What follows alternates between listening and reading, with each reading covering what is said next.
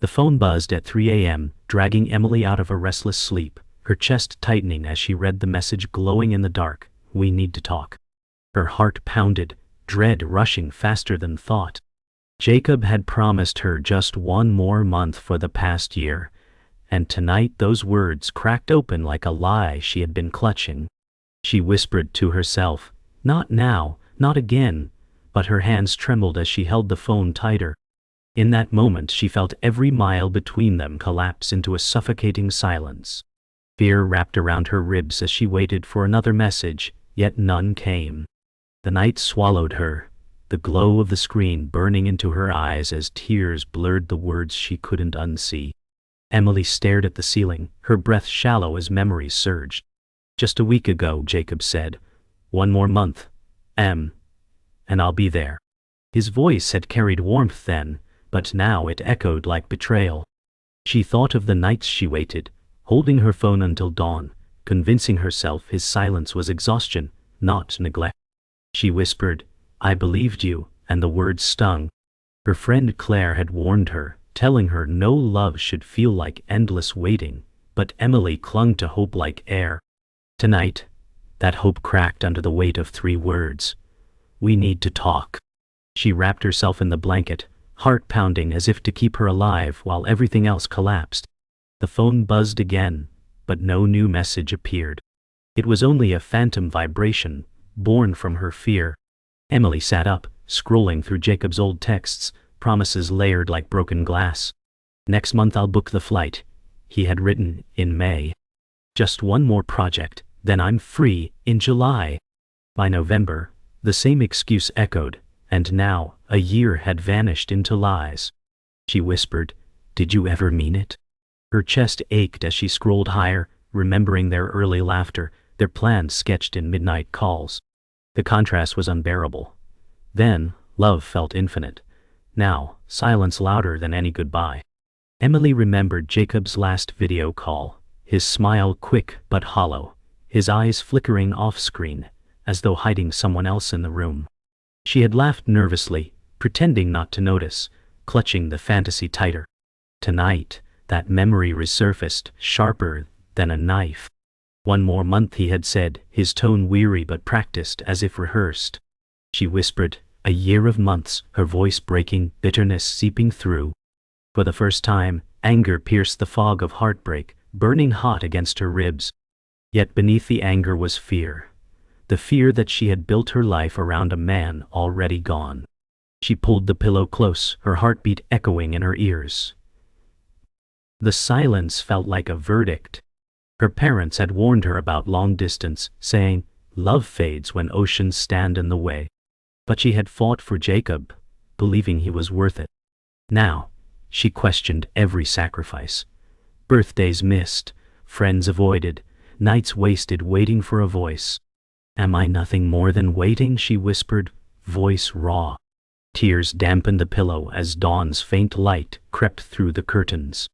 The night had stolen her certainty, leaving only the ache of words unsaid, a love suspended in lies. Emily sat by her small desk, the morning light creeping in, painting her face with exhaustion. She had spent months weaving her life around Jacob's promises, every decision bent to his distant timeline. She whispered, "I built everything on waiting." She remembered skipping birthday dinners, ignoring Claire's invitations, always saving money for a trip that never came. Each time Jacob said, "One more month," her heart stitched hope into the silence. Her eyes lingered on a photo of them from 2 years ago, smiling as if forever was guaranteed. Now, the picture felt like a cruel echo of love that belonged to someone else. Claire had seen the toll it took. She once told Emily, no love should demand so much silence. But Emily defended Jacob, saying, "He's working, he's building a future." Her voice shook even then. Claire sighed, warning, "Future doesn't excuse neglect." Tonight, Emily replayed that moment in her head, wishing she had listened. She realized Claire's words weren't bitterness but love disguised as truth. The ache in her chest deepened as she whispered, "I didn't want to hear it." Her phone still lay beside her, dark and unyielding, a symbol of the trust she had wrapped too tightly around Jacob's absence. Her parents' voices echoed in memory. "Distance breaks people, Emily. You'll lose yourself," she had argued. Swearing Jacob was different. Swearing love could withstand oceans. Tonight, their warnings felt less like fear and more like prophecy. She stared at the quiet room, her chest tightening. She whispered, "Was I stubborn or just blind?" In those words, the years of waiting collapsed into a single truth. She had chosen Jacob over herself. Yet part of her heart still clung to hope, still prayed that his silence wasn't betrayal but weariness. Hope and despair warred, leaving her broken in the middle. Jacob's charm had always blinded her. His late-night calls, his warm laugh, his ability to make her feel like the only one in his world. She whispered, "That was enough for me." She remembered how he said, "You're my anchor, Em," and how those words kept her awake with joy for weeks. But anchors can drown too. Tonight, his absence screamed louder than his promises ever sang. The silence was unbearable, as if he had already chosen another life without telling her. Her heart twisted between the memory of his smile and the emptiness of his silence. Emily lay back on her bed, clutching the photo frame of their first trip together. They were both laughing then, faces free of weight. She whispered, "I believed love was enough." The memory was painful, not comforting because it showed what she lost, not what she had. The frame felt heavy in her hands, like proof of her own delusion. Claire's voice returned again, reminding her that love should not be one-sided. Emily pressed the frame to her chest and whispered, "Why did I fight for this alone?" The question lingered in the silence, unanswered, like everything Jacob left behind. Emily called Jacob 3 times, each unanswered ring stretching into silence that felt unbearable. She whispered, "Pick up, please," her throat tightening. The emptiness that followed wasn't new, but tonight it carved deeper into her chest. She remembered when his voice was the cure to every doubt, the sound that turned distance into comfort. Now the void mocked her, colder than rejection. Claire's words rang in her memory. "He's drifting, Em, and you're the only one holding on." She hated how true it sounded now. Her phone screen dimmed, his name fading like a ghost, and she thought, what if he's already gone? Emily stared at the wall calendar, every month circled in red, each one representing a broken promise. 12 circles bled into one another, like scars etched in ink. She whispered, "You never came." Her chest ached as she remembered his excuses. "Work's a mess, just one more project." She clenched the pen tighter until it snapped, ink spilling like the blood of wasted time. Her hands shook as she stared at the stains, realizing how much of her life was lost to waiting. She whispered, "I counted everything for you." The silence pressed harder, like proof that hope had become her prison. Scrolling through Jacob's tagged photos, Emily's breath caught when she saw the same woman appear again and again. A smile too close, an arm too casual, a presence too frequent. She whispered, "Who is she?" Jealousy churned like acid in her stomach. Claire had once warned her, "Distance leaves shadows where trust should be." Emily had laughed it off then, but tonight every pixel felt like betrayal. She pressed the phone against her chest, fighting tears, but her body shook with the truth her heart already knew.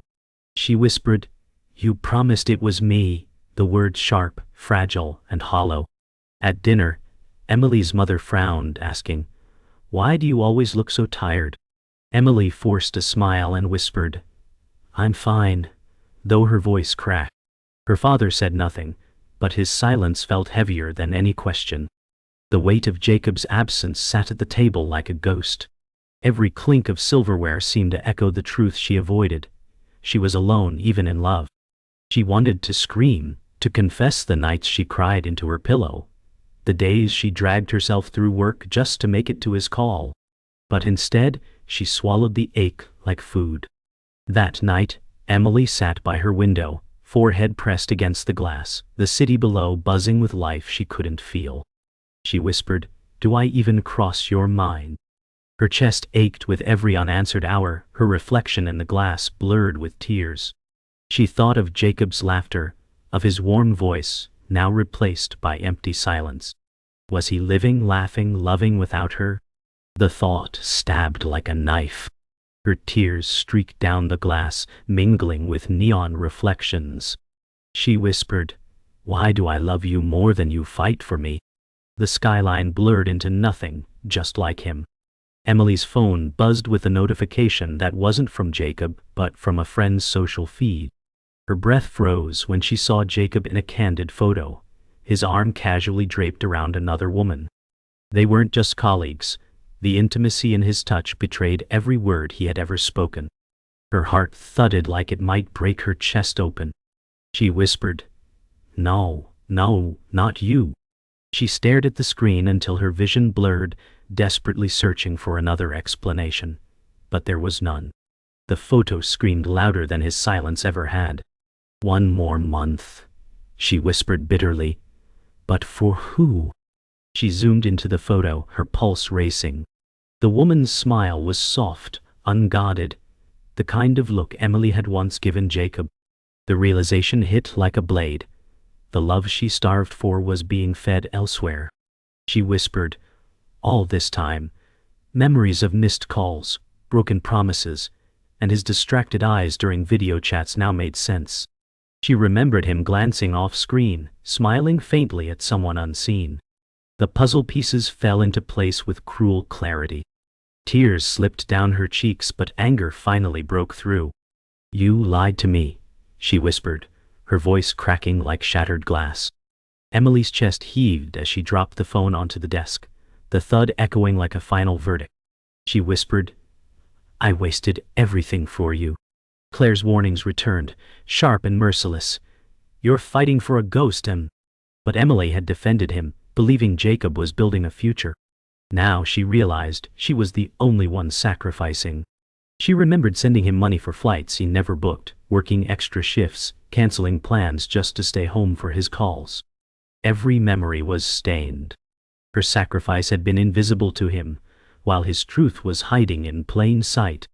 The photo wasn't just a picture, it was proof. Proof that Jacob's one more month had never been for her. Emily whispered, "How long were you lying?" She scrolled deeper, finding more posts, more glimpses of the same woman. Laughter, closeness, a pattern she couldn't deny. Her stomach turned as she realized she wasn't his anchor, but his backup. Rage boiled under the grief, scorching every memory. Her parents' warnings, Claire's blunt truths, all returned with brutal clarity. She pressed her hand to her mouth, muffling a sob that shook her body. "I gave you everything," she whispered, "and you gave me nothing." Emily collapsed onto her bed. The phone clutched to her chest like it was both lifeline and weapon. She whispered, "I was waiting for a lie." Her tears soaked into the pillow, grief weighing heavier than her body. The years of sacrifice replayed in her mind like cruel theater, the birthdays spent alone, the excuses she defended, the hope she clung to. It all unraveled in one night, one photo, one betrayal. The silence of her room was deafening, broken only by her sobs. She whispered, "Was I ever enough for you?" The question dissolved into the emptiness, unanswered forever. Emily dialed Jacob's number with trembling hands, her breath unsteady as the line finally connected. His voice came, warm and casual. "Hey, Em."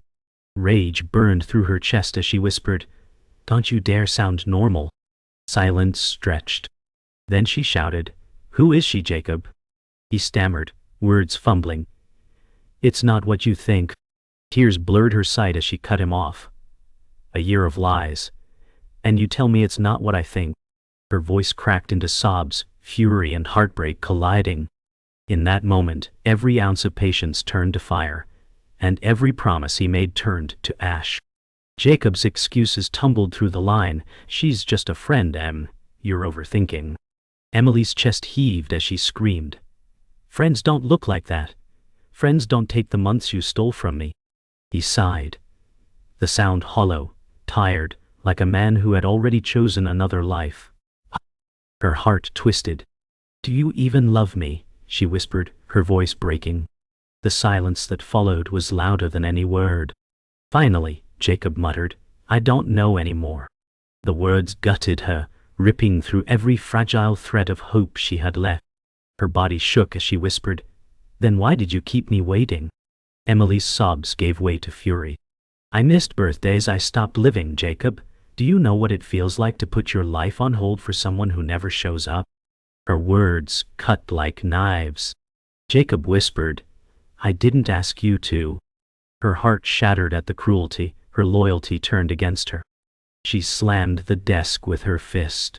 "You begged me to wait. You promised me everything." He was silent, and in that silence she realized he had never fought for her. Tears burned her skin as she whispered, "I gave you my world, and you left me with nothing." Jacob finally said, "I didn't want to hurt you, Em." Her voice rose into a scream. "You already did." She collapsed into her chair, sobbing, her voice raw. "Every night I waited for you. Every day I defended you, and you gave your love to someone else." His breathing on the line faltered, but he said nothing to deny it. The truth was out, ugly and undeniable. Emily clutched her chest as if trying to hold her heart together, whispering, "I would have crossed oceans for you, but you couldn't take a step." The silence on his end confirmed everything she feared. Emily's sobs slowed into exhaustion, her voice broken but steady. "This was never love. This was me keeping us alive while you watched me drown." Jacob whispered, "I'm sorry." The words, empty and late, hollowed her more than silence. She whispered back, "Don't be sorry, be gone." Her trembling finger ended the call, and the sudden silence felt deafening. She stared at her reflection in the black screen, realizing she no longer recognized the girl who waited. For the first time in years, she let go, though it felt like ripping herself apart. Her whisper lingered in the room. "Never again." Emily woke to sunlight breaking through the curtains, cutting long stripes across her small bedroom. Her phone still lay face down on the desk, untouched since the night she ended the call. For the first time in a year, she didn't feel the urge to reach for it. The silence that once suffocated her now carried a strange clarity. She whispered, "It's over," and though her voice trembled, the words held a weight that settled in her chest like truth. She glanced at the calendar pinned to the wall, each month circled in red like a wound that never healed. She had clung to those dates, counting them like prayers, convinced each mark would bring Jacob closer. Now they stared back at her as scars of a year wasted on promises that were never real. Slowly she walked across the room, fingers brushing the paper, and then with one sharp tug, she ripped it from the wall. The sound of tearing echoed through the quiet room, harsh and final. Paper fragments fluttered to the floor, scattering like fallen leaves. She whispered, "You don't own my time anymore." A small sob escaped, but beneath it was a breath of release, the first in months. The calendar was gone, and with it, the illusion that waiting still meant love. That afternoon, Emily met Claire at their usual cafe, the same place they had argued months ago about Jacob. This time, Emily sat with tired but honest eyes. Claire studied her face, noticing the difference, the absence of denial, the presence of truth. She asked softly, "You finally see it now?" Emily nodded, tears gathering but not from confusion this time. "I wasted so much," she whispered, her hands trembling around the coffee cup. Claire leaned forward, her voice steady. "You didn't waste it, Em. You learned what love isn't." The word struck deep, painful yet liberating. Emily's lips quivered as she whispered, "All those nights, I thought I was building a future." Claire squeezed her hand across the table, grounding her. "You can still build one," she said. "Just not with him." Emily felt the tears spill, but they carried release instead of chains. For the first time, she wasn't defending Jacob. She wasn't clutching at excuses. She was simply grieving what she lost, while finally acknowledging her worth. A crack of sunlight through the window caught her face, and for the first time, she allowed it in. She whispered, "Maybe I can start again." Claire smiled softly. "Not maybe, you will." Back home, Emily opened a drawer she had avoided for months. Inside were mementos of Jacob, letters, photographs, little trinkets she once held like treasures. Her hands trembled as she lifted each piece, feeling memories flood her chest. A photo of them on their first trip together, his arm around her shoulders, both laughing like the world belonged to them. A printed copy of a message where he wrote, "One more month, I swear." A plane ticket stub he promised to use but never did. Each item was a fragment of hope she had clung to, proof of a love she thought was real. She whispered, "You don't deserve to stay here anymore." Slowly, she began placing them into a cardboard box, one by one. Each movement was heavy, like cutting strings tied around her heart. Tears fell, but her breaths grew steadier. She shut the lid firmly, pressing her palms against it as if sealing a wound. Her whisper trembled, "Goodbye." For the first time, the drawer was empty, no ghosts hiding in corners, no reminders waiting to hurt her. The box sat on the floor like a coffin for what once was. Pain still lingered, but it no longer owned her. At dinner that evening, Emily's parents noticed the change. Her mother asked gently, "How are you, Emily?" She didn't hide anymore. "I'm hurting," she admitted, "but I'll be okay." Her father gave a small nod, his silence carrying approval she had longed for. Her mother reached to hold her hand across the table, whispering, "You deserve better." Emily blinked back tears, realizing that the love she had been chasing across oceans had been waiting at home all along. For months she had defended Jacob's absence like it was proof of loyalty, but tonight she spoke freely, unafraid. The silence she once feared was no longer a prison. Her family became her anchor, steady and real, unlike promises that dissolved in the dark.